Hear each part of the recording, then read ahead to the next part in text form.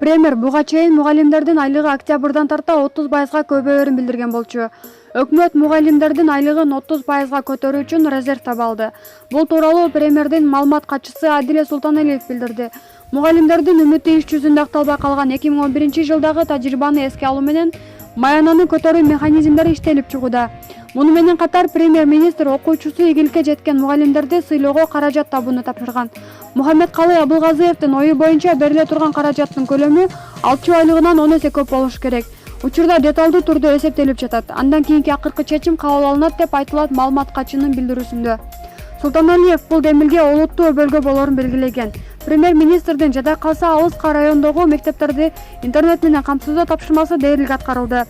Жыйынтыгында бул чаралардын баары мектептерде мугалимдерге карата талаптарды күчөтүүгө жана ошону менен бирге мугалимдик кесипти кайрадан ардактуу кылууга жол ачат, деди маалымат катчы.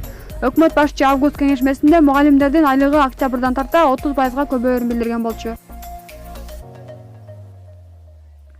Азыр кыргызстандыктар Самара Каримова Россияда эң чоң залда концерт берерин билишет.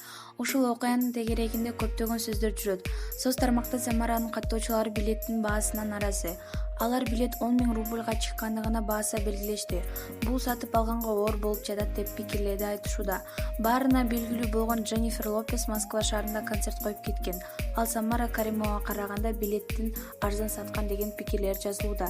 Эскерте кетсек, белгилүү ырчы Самара Каримова Россиянын Борбор шаары Кремльде концерт берет. Бул тууралуу ырчы социалдык баракчасына жазып чыккан. Маалыматка ылайык, Самара Каримова кыргызстандык ырчылардын биринчилеринен болуп Кремльде концерт берет.